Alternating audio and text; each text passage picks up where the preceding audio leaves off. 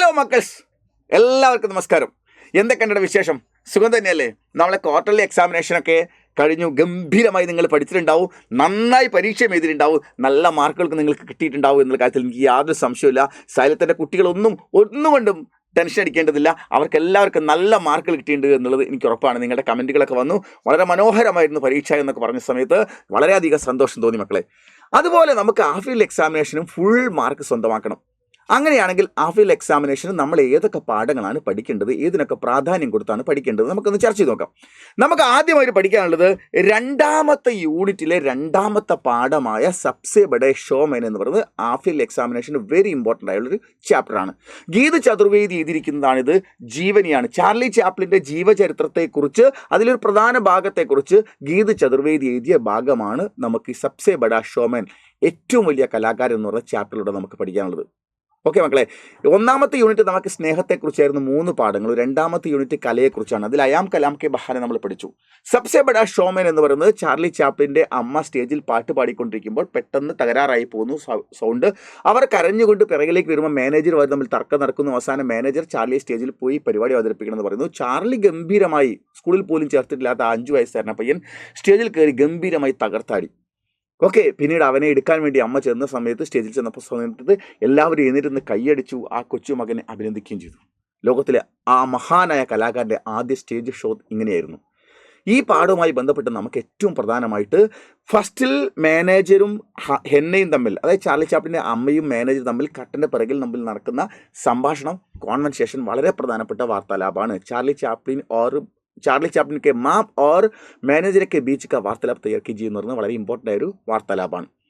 പിന്നെ പ്രോഗ്രാമൊക്കെ കഴിഞ്ഞ് വീട്ടിലേക്ക് പോകുന്ന സമയത്ത് ചാർലി ചാപ്ലിൻ്റെ അമ്മയും ചാർലിയും തമ്മിൽ നടക്കുന്ന സംഭാഷണം വളരെ പ്രധാനപ്പെട്ട ഒരു വാർത്താലാഭമാണ്.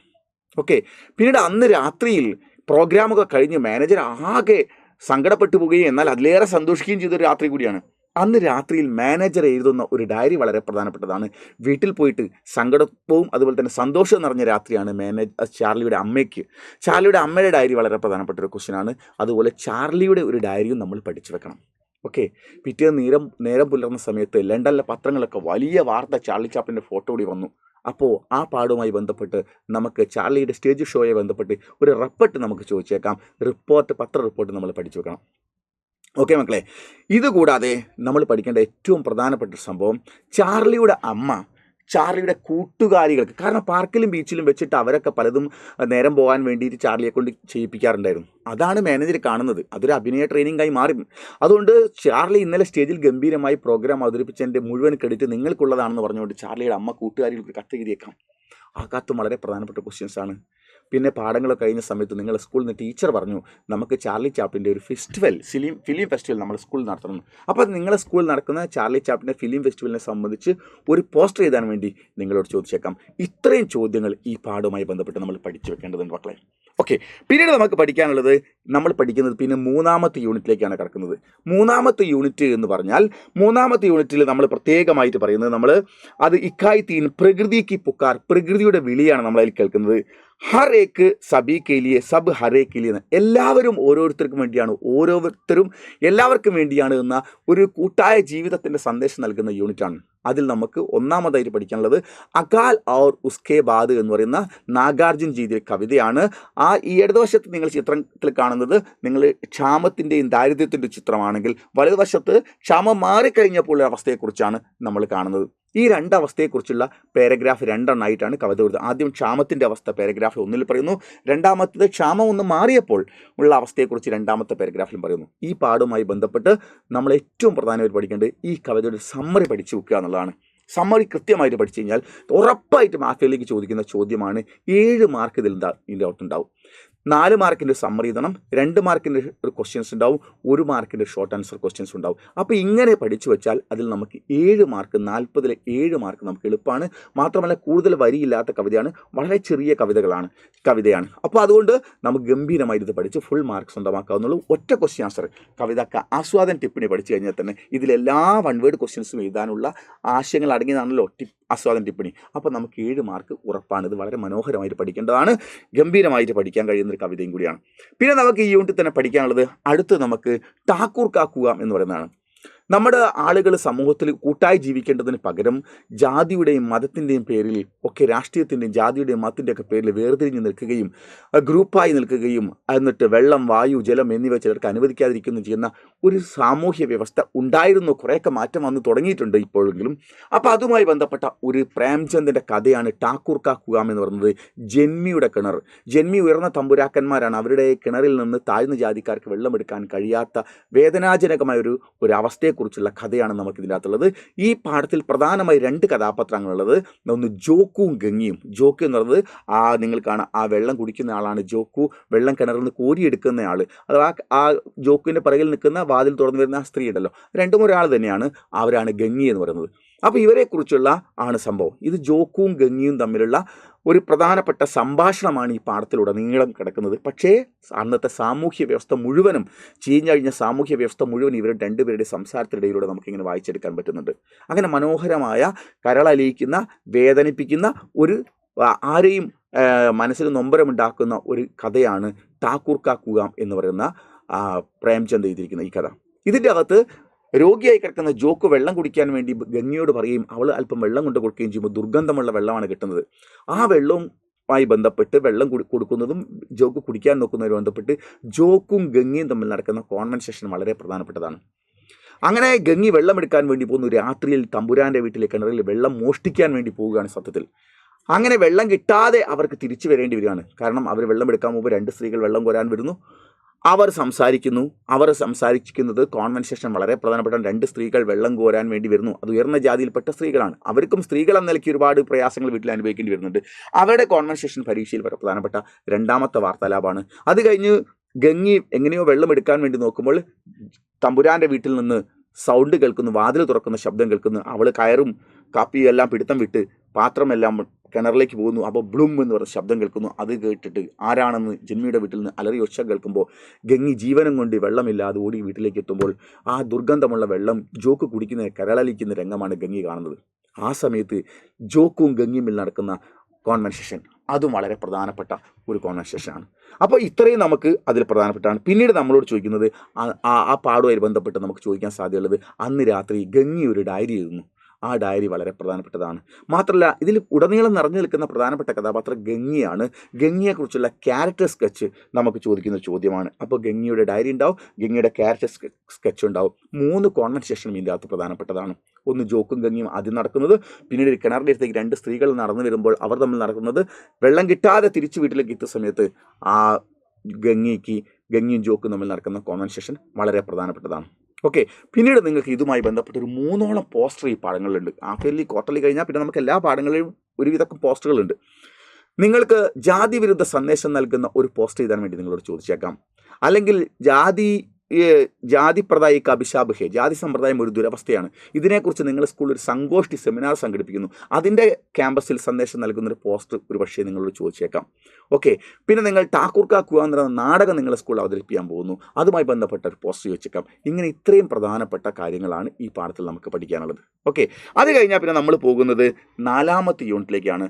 4ാമത്തെ യൂണിറ്റിൽ നമുക്ക് പഠിക്കാനുള്ളത് യാത്രയെക്കുറിച്ചാണ്. പ്രധാനമായി യാത്ര. 1ാമത്തെ യൂണിറ്റിൽ കലയെക്കുറിച്ച് പഠിച്ചു, 1ാമത്തെ യൂണിറ്റിൽ സ്നേഹത്തെക്കുറിച്ച് പഠിച്ചു, 2ാമത്തെ യൂണിറ്റിൽ നമ്മൾ കലയെക്കുറിച്ച് പഠിച്ചു, 3ാമത്തെ യൂണിറ്റിൽ എല്ലാവർക്കും വേണ്ടിയിട്ടും എല്ലാവർക്കും വേണ്ടിയിട്ടും, അതായത് ഓരോരുത്തരും എല്ലാവർക്കും വേണ്ടി, എല്ലാവരും ഓരോരുത്തർക്കും വേണ്ടി എന്നുള്ള സാമൂഹ്യപരമായ ഐക്യത്തിൻ്റെ സന്ദേശം നൽകുന്ന പാഠങ്ങളാണ് നമ്മൾ പഠിച്ചതെങ്കിൽ, പിന്നെ നമ്മൾ യാത്ര പോകണ മനുഷ്യനായി കഴിഞ്ഞാൽ യാത്ര ഒരു അനിവാര്യതയാണ്, അതിനെക്കുറിച്ച് സന്ദേശം നൽകുന്ന പാഠമാണ് നമുക്ക് 4ാമത്തെ യൂണിറ്റിലുള്ളത്. നമുക്ക് 1ാമത്തെ പാഠം വസന്ത് മേരെ ഗാവ്ക എന്നാണ്. ഹിമാലയത്തിലെ വസന്തകാലത്തെക്കുറിച്ചും അവിടുത്തെ കൾച്ചറിനെയും അതുപോലത്തെ ഉത്സവങ്ങളെക്കുറിച്ചൊക്കെ നമുക്ക് യാത്ര പോയി കണ്ട് മനസ്സിലാക്കാൻ പറ്റുന്ന കാര്യങ്ങളെക്കുറിച്ചാണ് ഇതിൻ്റെ അകത്ത് പറയുന്നത്. ഓക്കെ, പിന്നെ ഹിമാലയത്തിലുള്ളൊരു മനുഷ്യൻ താഴോട്ടേക്ക് കേരളം പോലുള്ള ദക്ഷിണേന്ത്യൻ സംസ്ഥാനങ്ങളെ കടൽ തീരത്തോടെ യാത്ര പോകാൻ വേണ്ടി പോയിരുന്ന പാഠമാണ് ദിശാഹീൻ ദിശ എന്ന് പറയുന്ന പാഠം. ഇങ്ങനെ ഈ 2 പാഠങ്ങളാണ് നമുക്ക് പഠിക്കാനുള്ളത്. വസന്ത് മേരെ ഗാവ്ക എന്ന് പറയുന്ന പാഠത്തിൻ്റെ അകത്ത് നമുക്ക് സ്വാഭാവികമായിട്ടും ഫൂൽ ഡേ ഫെസ്റ്റിവലിനെ കുറിച്ച്, അവിടെ നടക്കുന്ന ഫൂൽ ഡേ ഫെസ്റ്റിവലിനെ കുറിച്ച് നിങ്ങളോട് ടിപ്പണി എഴുതാൻ വേണ്ടി ചോദിച്ചേക്കാം. പിന്നെ ഫൂൽ ഡേ ഫെസ്റ്റിവലിൻ്റെ സമാപനം കഴിഞ്ഞ ശേഷം അവിടുത്തെ പത്രങ്ങളിൽ വന്ന വാർത്ത റെപ്പട്ട് ചോദിച്ചേക്കാം. വസന്തോത്സവം മീൻസ് പൂക്കളുടെ ഉത്സവമായ ഫൂൽ ഡേ ഫെസ്റ്റിവൽ നടക്കുന്ന സമയത്ത് നിങ്ങൾ ഹിമാലയത്തിലുണ്ടായിരുന്നു. ആ സമയത്ത് അവിടുത്തെ സംഭവങ്ങളെക്കുറിച്ച് നിങ്ങൾ സുഹൃത്തിന് കത്ത് എഴുതാൻ വേണ്ടി ചോദിച്ചേക്കാം. അപ്പോൾ എന്ത് ചെയ്താൽ ഫൂൽ ഡേ ഫെസ്റ്റിവലിനെ കുറിച്ചൊരു ടിപ്പണി ചോദിക്കാം. ഫുൾ ഡേ ഫെസ്റ്റിവലിൻ്റെ സമാപനം കഴിഞ്ഞതിന് ശേഷം പത്രങ്ങളിൽ വന്ന വറപ്പട്ട് ചോദിച്ചേക്കാം, നിങ്ങൾ ഫുൾ ഡേ ഫെസ്റ്റിവൽ നടക്കുന്ന സമയത്ത് ഹിമാലയത്തിലുണ്ടായിരുന്നു? ആ സംഭവങ്ങളെ വെച്ചുകൊണ്ട് സുഹൃത്തിന് ഇതൊരു കത്ത് ഇതിൽ ചോദിച്ചേക്കാം. പിന്നെ 6 മാസം കഴിയുന്ന സമയത്ത് ആട്ടിടയന്മാർ ഹിമാലയത്തിൽ നിന്ന് ഇറങ്ങി താഴോട്ടേക്ക് പോകുമ്പോൾ ആട്ടിടയന്മാരും നാട്ടിന് പുറത്തുള്ള ആളുകളും തമ്മിൽ നടക്കുന്ന സംഭാഷണം ഈ പരീക്ഷയിൽ ബന്ധപ്പെട്ട് നമുക്ക് വളരെ പ്രധാനപ്പെട്ട് ചോദിച്ചേക്കാം. ഓക്കെ, പിന്നെ നമുക്ക് ഇതിൻ്റെ അകത്ത് അതുപോലെ തന്നെ നിങ്ങളെ സുഹൃത്തിന് കത്ത് എഴുതി കഴിഞ്ഞാൽ നിങ്ങൾക്ക് പോസ്റ്ററാണ് ചോദിക്കുന്നത്. പോസ്റ്റർ എന്ന് പറഞ്ഞാൽ പ്രധാനമായിട്ട് ഫുൾ ഡേ ഫെസ്റ്റിവലുമായി ബന്ധപ്പെട്ട പോസ്റ്റർ നിങ്ങളോട് ചോദിച്ചേക്കാം. ഹിമാലയത്തിലെ ഫുൾ ഡേ ഫെസ്റ്റിവൽ നടക്കാൻ പോകുന്നതിനെ സംബന്ധിച്ച് ഏതെങ്കിലും ഒരു ക്ലബിൻ്റെയോ സംഘടനയുടെ നേതൃത്വത്തിൽ ഉണ്ടാക്കുന്ന പോകുന്ന പോസ്റ്റർ ചോദിച്ചേക്കാം. അതല്ലെങ്കിൽ നമുക്ക് ചോദിക്കാൻ സാധ്യതയുള്ള മറ്റൊരു പോസ്റ്റർ, പ്രകൃതി നമ്മുടെ അമ്മയാണ്, ഇതിന് സന്ദേശം നൽകുന്ന പോസ്റ്റർ ചോദിച്ചേക്കാം. ഇത്രയും ചോദ്യങ്ങൾ ഈ പാഠവുമായി ബന്ധപ്പെട്ടതാണ്. ഇതിനെ മനസ്സിലാക്കിക്കൊണ്ട് വേണം നമ്മൾ പാഠങ്ങൾ പഠിച്ച് മനസ്സിലാക്കാൻ മുന്നോട്ട് പോകാൻ. ഓക്കെ, പിന്നെ നമുക്ക് പഠിക്കാനുള്ളത് ഹിമാലയത്തിൽ തന്നെയുള്ള ഒരുപാട് ഔഷധ സസ്യങ്ങളെപ്പറ്റി, ബുരാംസ് ചെടി പൂക്കളെപ്പറ്റി, ഫ്യൂംലി പൂക്കളെപ്പറ്റി, പിന്നെ അതുപോലെ കീടാചെടികളെപ്പറ്റി, സീറ്റിനുമ ഖേത്തുകൾ, തട്ടുതട്ടായ വയലുകളെപ്പറ്റി, ഇതിനെക്കുറിച്ചൊക്കെ നമുക്ക് പാഠഭാഗങ്ങളിലൂടെ പോകാനും ചെറിയ ചെറിയ വൺവേർഡ് ടൈപ്പ് ക്വസ്റ്റ്യൻസുകൾക്കൊക്കെ നമ്മൾ മനസ്സിലാക്കേണ്ടതുണ്ട്.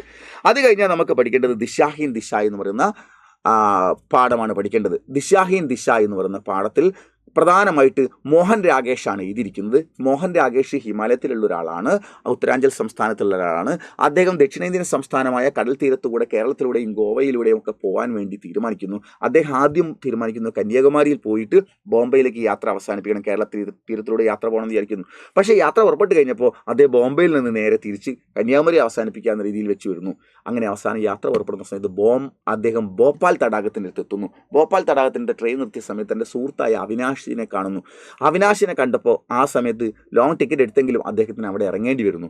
ഇറങ്ങിയതിന് ശേഷം രാത്രി 10-11 മണി വരെ പത്രപ്രവർത്തനമായ അവിനാശ് ഡ്യൂട്ടിയും കഴിഞ്ഞ സമയത്ത് ഇവർ ആ ഭോപ്പാൽ തടാകത്തിൻ്റെ അടുത്തൂടെ എന്തെങ്കിലും നടന്നു പോകുന്നു. ഭോപ്പാൽ തടാകത്തിൻ്റെ അടുത്ത് എത്തിയപ്പോൾ അവർക്ക് തോന്നി തടാകത്തിലൂടെ ഒന്ന് യാത്ര പോകണം. അങ്ങനെ ഒരു അബ്ദുൽ ജബ്ബാർ എന്ന് പറഞ്ഞ തോണിക്കാരൻ നിങ്ങൾ ചിത്രത്തിൽ കാണുന്നുണ്ടാവും. ആ അബ്ദുൽ ജബ്ബാറിനെയും കൂട്ടിയിട്ട് അവർ തോണിയിലൂടെ ഇങ്ങനെ യാത്ര ചെയ്യുന്നു. ഭോപ്പാൽ തടാകത്തിലൂടെ ഇങ്ങനെ കറങ്ങുന്നു. ആ സമയത്തുള്ള അനുഭവം വല്ലാത്തൊരു അനുഭവമാണ്.